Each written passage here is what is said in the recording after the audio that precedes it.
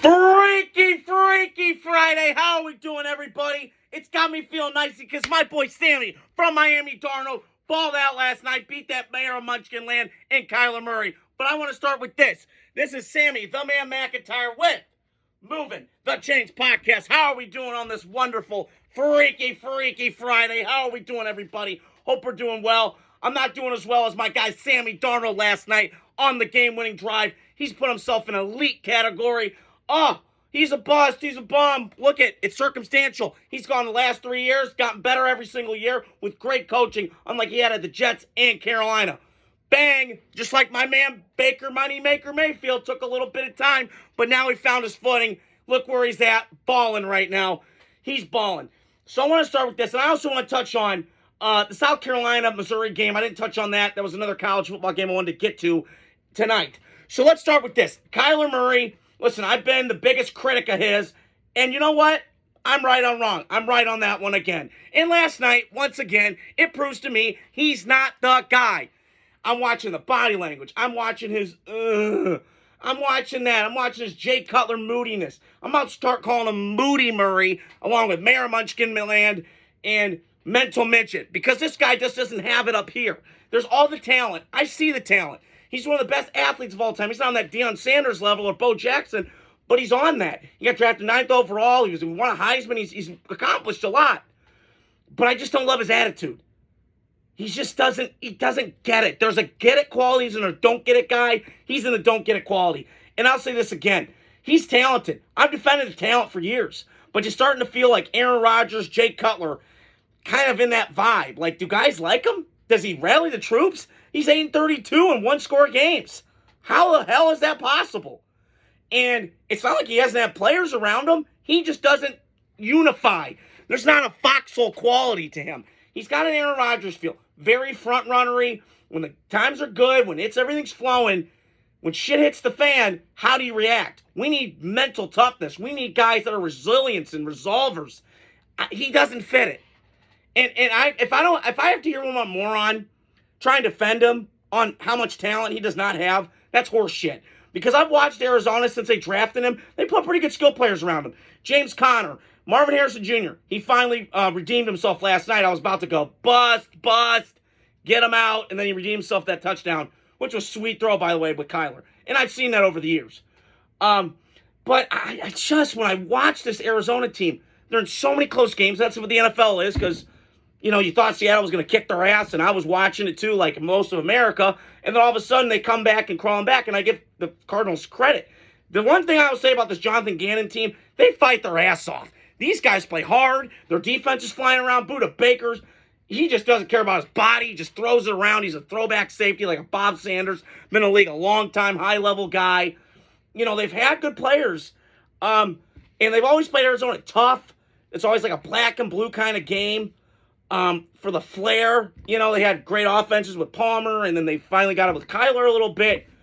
So I just think, and I said this last year to my cousin Phil Sexton, I said, I think you got to move on from Kyler. Now, can you? Yes. Should you? Probably not, but where are you going to go? You're kind of stuck. You're like the Cowboys, you're like with Dak or Tua. Now, I don't know, but watching last night, it became clear to me, like, he's not it. There's something missing. And he just leaves me scratching my head for more. He's aggravating. This team is. Because I watch, and they have Trey McBride, they have James Conner, they have a decent offensive line. Not great, but solid enough. I know they gave up 5 sacks last night, but Seattle's defense is elite. Those guys fly around. They're just fast. They're athletic. Kobe Bryant's making plays. Devon Witherspoon making plays, even though he got burned a little bit last night. You're seeing it. Julian Love, Notre Dame guy. They have a lot of pieces. Leonard Williams is balling. Like, he just looks like a rejuvenated young man. Maybe it's because the Jets are just such a shithole organization. Who knows? But my point is, he's balling. And Mike McDonald, he's like Jesse Minter. He's so smart. He calls his defense is his baby, and it's working. And listen, I have my beef with defensive coaches, but this guy has a feel for it. But Arizona, to me, they're right there, man. Like, this game, it comes down to this. Who's your quarterback? Does he galvanize a locker room? The answer is no. He's just really talented. That's all I can say. I can't say that for the other guys. I'm watching Baker. I'm watching Sam. And those guys rally. And Kyler drives me crazy because I watch the talent, and I call him Moody Murray because he is. And I just don't know if he's ever going to get it. And I think it's going to be too little too late, and Arizona's got to make a move because this coaching staff, Jonathan Gannon and Monty Ossenford, who I think's done a decent job. Now, I've been critical of some of his draft picks. The Walter Nolan one, I was kind of like, stay away from that. He was immature, got kicked out of A&M, then he goes to Ole Miss. You saw the freak show talent. He looked like Jalen Carter at times. And then Marvin Harrison, is he it? I don't know. There's not a grinders-like mentality, a dogs-like personality. And, is Marvin ever going to be a great player? I think he could be. But I think you need to get him a good quarterback that kind of get him the ball, that can see. I'm short, but I'm on Kyler's level. So, just to recap, Arizona's going to be okay. They're going to be in games every year this year. I like Jonathan Gannon, the coach. I think they're building something out there in the desert. But I think you got to move on from Kyler. It's time. Stop telling me he doesn't have talent. He does have talent, but stop telling me he doesn't have weapons, because he has them. So, my guy Sammy from Miami Darnold balling out last night, and we need to start saying this. Give the man his flowers. He's elite. Because I'm watching these stats last night. 17 wins in the last 2 years. First in the league. Game-winning drives, 7. You know who's got the most wins in the last 2 years? Patrick Mahomes and Sam Darnold, my guy. 5,224 yards passing, second in the league. Big pass plays, 20 yards or more. Sammy freaking Darnold. 40 touchdowns passing and a 103 pass rating. He is balling. And, last year, when he was doing so well at Minnesota, and we could talk about the last 2 games, I get all that. Patrick Mahomes has shit the bed in Super Bowls, okay? So is Brady for halves. So has Peyton Manning. So has guys. This happens, okay? We're imperfect in football, okay? But my point is, last year he had the benefit of learning from veterans, right? Harrison Smiths and Justin Jefferson, the guys that have been there, Christian Darrisaw's. This isn't more impressive because he's got kids. It's Jack Smith and Jigba. It's Walker that's young. Arroyo from Miami, who's an absolute freak show talent. I mean, Miami, say what you want about them as like getting linemen, their tight ends have been freak shows. Greg Olsen, Njoku, Arroyo, Kellen Winslow too, before he had all that crap going on off the field. They have just had great tight ends that have just come through there. I don't know if it's what they're doing down there in Miami, but it's awesome. And I got to say this. He's balling, Sam Darnold, and I'm happy for him. I've been a fan of his since college. I fell in love with him after the Rose Bowl game. He does get brownie points. He's got my name. But I just love the gamer that he is. Early on, he had a lot of interceptions. He was trying to make the big play, which a lot of quarterbacks that are playmakers have that in them. But he kind of learned from it. He got around great coaching.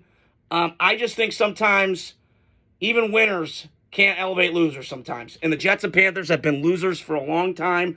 Not necessarily. Carolina's been in the playoffs recently in the last 7 or so years, but they've just been inconsistent. And I think the Jets, when I look at those two organizations, they just don't have a feel for it. Jets more so than Carolina, but I'm just happy for Sam Darnold. He got his chance last night. He balled out. And this team is just really good. And they're second youngest team in football behind Green Bay. And don't be shocked if Seattle's in the playoffs. They may get home field. I don't know. Could they win this division? Maybe. I'm still leaning the Rams just a little bit, but not too much. But yeah, I was impressed. And that Mike McDonald defense is flying around, hitting. They got that Nick Imawari from South Carolina, who's just an absolute stud. Reminded them of Cam Chancellor when he was younger. Better coverage skills. You see it, man. This defense is flying around. And good for Seattle. I mean, I didn't think they'd be much better this year. They did go 10-7, which is shocking. But it just shows to show you, their offensive line looks a lot better from the years with Pete Carroll, even though they were winning. It was always a mismatch of guys not playing the natural positions. But I'm watching last night. Seattle, watch out. Because this team, they run that outside zone. I think they run that more than anybody. It's a Clint Kubiak Clint Kubiak offense, like they ran with the Saints. Outside zone, play action, get the quarterback on the boot. That worked last night. And give credit where credit's due. Seattle is intriguing to me.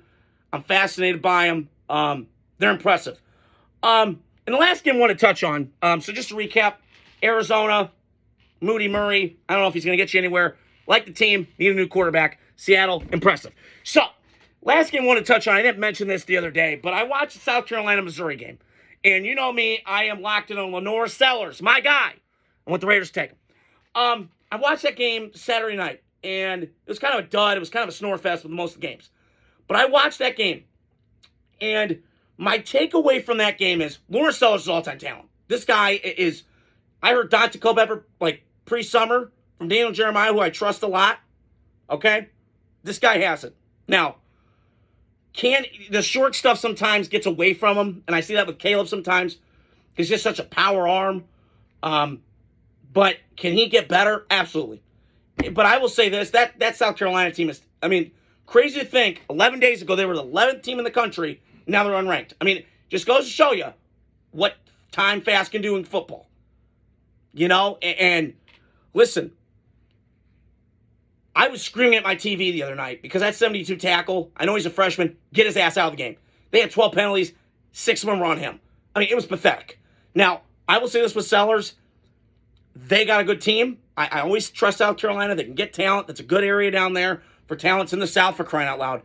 But I will say they better get the crap together because they could better keep this kid upright too because he got dinged up, and you saw that offense without him. It's not the same. I still think he's got a chance. In a couple weeks, they play Oklahoma, I believe. Hopefully John Mateer comes back because I want to see that matchup. That's why I was looking forward to it. John Mateer, Lenore Sellers. I don't know if the game's in Norman or Columbia, but I am excited for that game. And then I want to flip on Missouri. They've been an underrated state for talent, and nobody talks about it, right? It's in the Midwest. It's kind of got the ghetto. You don't know. And I look up, and I'm like, well, Missouri, for most of my life, has been pretty good. They had those Gary Finkel teams.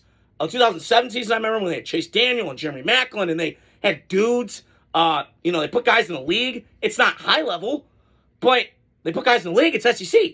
And I still think it's weird they're in the SEC because I feel like they should be like in the Big 12 where it's like Oklahoma and Texas are right there. But if the guards change in college football, it's just the way it is. I didn't think USC and Washington and Oregon would be in the Big 10, but they are.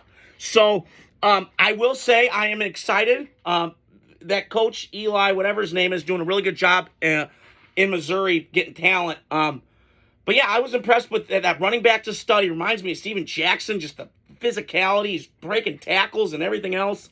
I was impressed by Missouri. Just a shame that South Carolina couldn't close the deal. So that's all I'm going to touch on here tonight. Freaky Friday. Hope you guys are doing well. Stay tuned. I got some more content throughout the week. Football season's here. Sit on your couch all day tomorrow because college football's here, baby. Wait for Sunday. I got more reactions. Adios. Godspeed.